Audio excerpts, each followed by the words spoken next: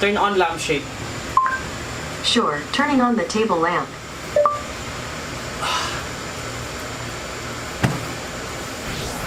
What's up guys? This is Jonathan Orbuda. You're watching I Love Tansyong TV, a channel that highlights and celebrates the beauty of life. If you are new to this channel, consider subscribing.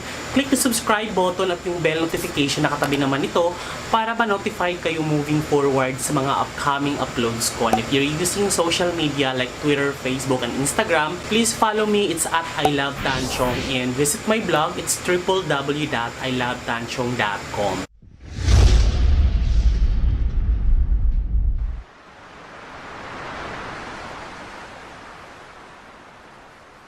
Today, sobrang excited ako kasi panibagong unboxing video naman po ang gagawin natin. And to this unboxing video, i-feature natin ngayon ang my newly purchased mixer. Ito po yung gamit ng pang-baking, pang-gawa ng pizza or dough para at least hindi na mano-mano yung pag-mix. Kasi alam natin nga pag mano-mano ang mix, hindi masyadong nahahalo ang ating mga mixed ingredients when it comes to baking at paggawa ng tinapay. So, this item is originally part of, I have mentioned doon sa add to cart, but then again, since medyo mura yung item na nakita ko doon na worth 500 pesos na mixer and the price itself is questionable dahil nung ipopurchase ko na sana siya, sabi nung kaibigan ko na nag-feedback siya na nakabili daw siya ng ganun, isa sa mga kasamahan ko sa trabaho na nag-chat sa akin na nakabili na daw siya ng ganun pero ang bilis daw masira. Much better, mag-ipon na lang daw ako and then bili na lang daw ako sa mall ng branded at medyo kilala at matibay kasi daw yung sa kanya,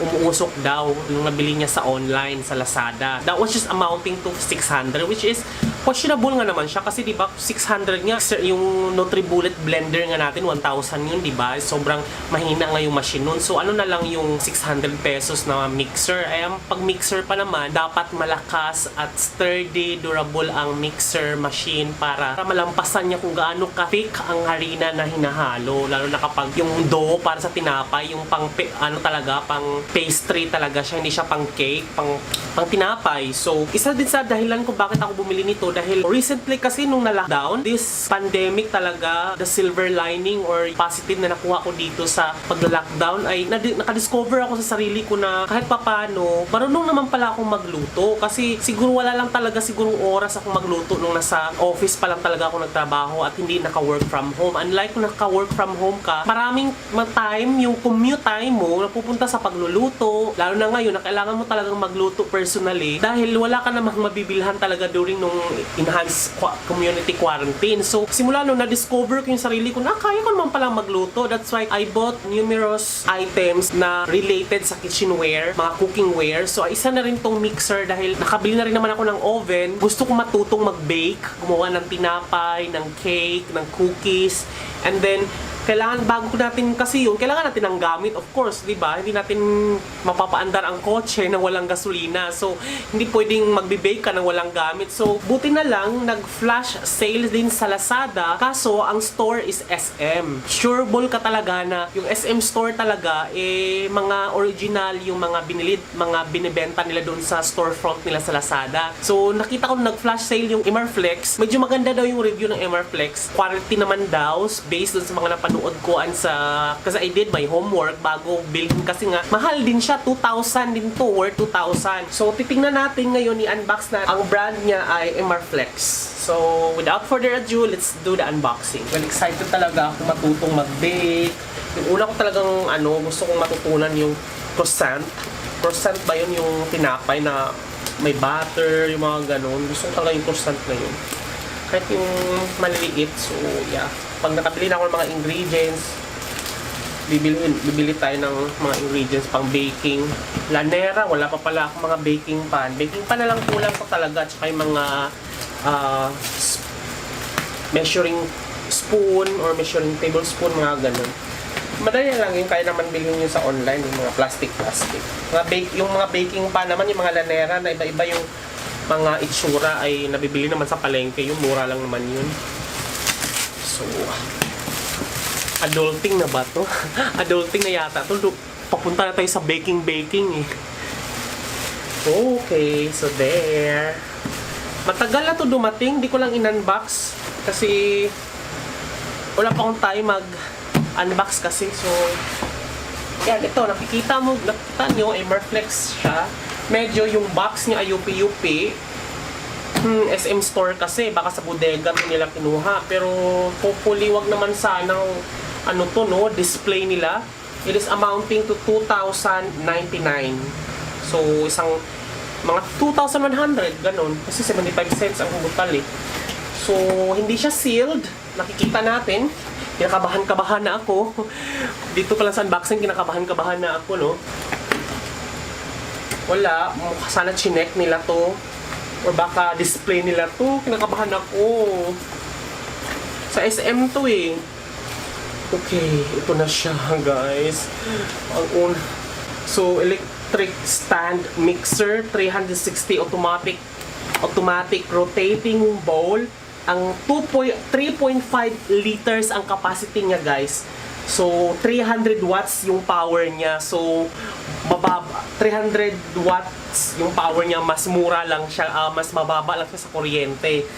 Mas mataas pa yung RGB ceiling light na binili ko, tsaka yung air fryer. So, ito, tingnan natin kung ano ng mga kasama nito. Sabi kasi dito, may spatula, may beater, 2 beater, tsaka dough hook, spatula, mixing bowl. Tingnan natin kung kompleto. Sana. So, inside, may mga partition kang makikita. So, secure naman to. Kaso, ang concern dito is wala siyang styrofoam. Sa baka mga initsa-itsa lang to. So, una natin makikita na meron tayong dalawa. Ito yung mga tools na kasama. Meron siyang kasamang sabi daw dalawang beater eh. So, meron tayong spatula na parang kutsilyo na rin, no? Bongga to. Perfect to, guys, dahil siya, yung sobrang nipis niya. So, hiwain mo yung dough, yung, di ba, pag naghiwa ka ng tinapay para maghiwa-hiwalay sila pag may mix ka na, mabilis to kasi siya, oh. Bongga to. This is helpful. And then, meron tayong 2 dough hook. Ito yung, ayan, ilalagay dyan sa taas. Ganyan. So, ito yung dough hook. Ibig sabihin, ito yung para sa yung dough. Yung parang dough nga. Merong beater para naman kung halimbawa cake ang gagamitin mo. So, bongga siya. Mukhang bongga to. Excited ako dito. Siyempre pa, meron tayong merong manual. Yan. So, meron tayong manual dito. Emerflex in every home. So, meron siyang warranty card. Ayan, meron siyang warranty card. So, itatabi natin to kasi this is important. Baka hindi gumana. So, ayan siya. Merong mixer. Yeah. There. Merong manual. Then, next, nalalabas. Oh my God, ang laki. Ay, perfect naman pala siya. Pwede sa lababo. There. OMG. Ang ganda. Plastic siya, guys. Pero, hindi siya, makinis siya, hindi siya dikitin. Magaan siya, medyo magaan. Yung design niya, kung makikita nyo, para siyang inodoro. Ayan, so, ito, yung stand and the bowl. The mixing bowl. And then, last but not the least, yung ating machine. Emerflex. So, yung machine niya, para lang siyang plancha. Para lang siyang, kasi laki ng plancha, guys. Ayan, o. So, naramdaman ko siya. Kumakagat. Oh my God, hindi ko na matatanggal. Ayan, o. Ay! Bongga! Kumakapit siya, in fairness. Kumakapit yung 2 paa. Ayun, oh. Tagal mo. Hindi na. So, kailangan pa ng makmasi. Hirap tanggalin. Oh my God. And then, syempre pa, hindi ko alam kung paano ito gagamitin. Eject out. Hirap talaga niya. So, ilalagay muna natin siya dyan. And then, pakita natin siya medyo glossy. Ang finish niya and then ang kulay niya is medyo kulay bigatas. So, hindi siya masyadong white. Mukhang dumihin siya. Pero, since ang mix naman natin dito ay mga chocolate, halimbawa, medyo madumihin talaga siguro to. Pero, titingnan natin, eject daw sa likod, merong, kumakapit siya. Merong eject dito. Yan, eject. Tapos, tilt. Ito yung tilt daw. So, ano yung isa ng tilt? Parang iaangat. Tama ba? Try natin ha. Pinutin ko yung eject. So, malamang ito. Okay. Pag pinutin mo yung eject, mai-eject to. So, let's try. There! Kumakapit siya. Ayan. Tapos, pag tilt naman, guys, ayan o. Pag tilt naman, pag pindot natin yung tilt, naangat siya. O, di ba, bongga? O, naangat yung bowl. And then, makukuha na natin yung bowl. Ganyan, o. 3.5 liters capacity niya. Excited ako magluto, mag-bake. Oh my God, gagawa tayo ng cake. Tsaka yung mga dough, ganun. Croissant talaga, gusto matutunan yung croissant. So, ang gagawin lang pala niya ay... paano natin ito yan? So, eject muna natin siya. Then, ang haba ng wiring niya, guys, ay... diba? Ganyan kahaba yung wire niya. There. So, ito lang ang mabigat. Yung parang plancha. Ayan, Tapos, makikita natin dito, merong speed. May speed dito, may... Kita niyo ba? Ang hirap mag-focus itong camera na to. May 1, 2, 3, 5 yan. 5 speed. 1, 2, 3, 4, 5. Hanggang sa dulo. And then turbo. Turbo siguro pag ano lang, parang gano'n. Parang gano'n. Tapos ito, pang release ng ating mix. Ayan. So, hindi ko lang alam kung paano ito ikakabit, guys. Pero, okay. So, ito lang, ikakabit mo lang siya dito. There. Oh! Yan yung number 1. Number 2.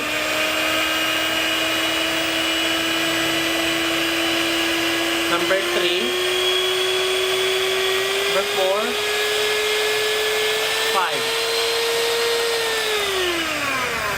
5. In fairness, ang bilis niya. Malakas yung power niya. Oh, ang bilis niya in fairness. Tapos titingnan natin yung turbo, yung parang ganito.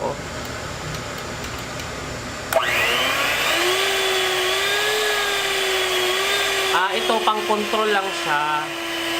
Yan.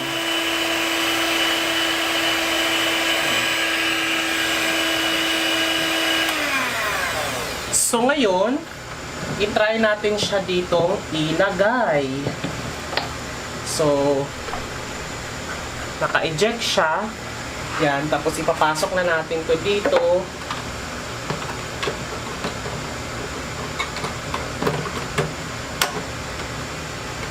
Yan, tapos ibabalik na natin. Ayun. Back. Tapos, igaganon mo na siya. Ayan,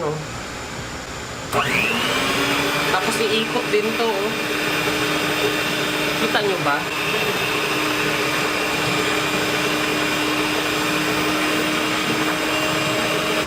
So, ayan siya, guys. Perfect!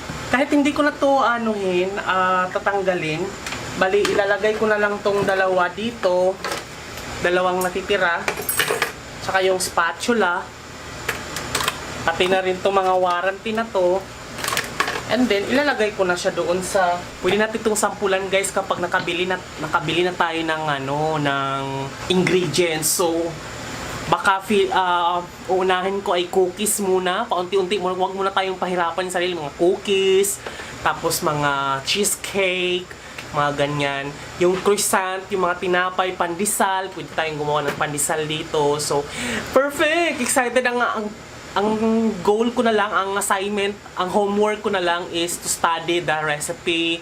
kung ano yung mga ingredients. Madali lang naman yan dahil may YouTube na naman. So, yeah, excited ako. Sobrang excited ako dahil alam naman natin na sobrang nagkaroon ako ng pagkabalisa, anxiety, tsaka fear dahil nga sa ano na to, dahil sa pandemic na to at tsaka sa yung high risk na nangyayari na sa sarili mo, yung safety mo, hindi mo alam, tapos yung mga uncertainty, marami kang iniisip talaga. So, by the help of doing the shopping online, medyo naka-cope up ako dun sa mga lungkot, mga ganon. Kasi nga, ako lang naman mag-isa dito, di ba? So, parang ganon yung epekto sa akin, very positive siya. Though financially, hindi siya advisable kasi hindi siya applicable sa lahat, pero sa akin kasi, pinush ko na siya ng todo dahil ito naman yung mga pinagbibili ko dito is based na mga extra pera ko naman to na sinave dahil meron di ba 3 buwan tayong walang hulog sa pag-ibig dahil may 3 months amelioration. So doon ko rin yung mga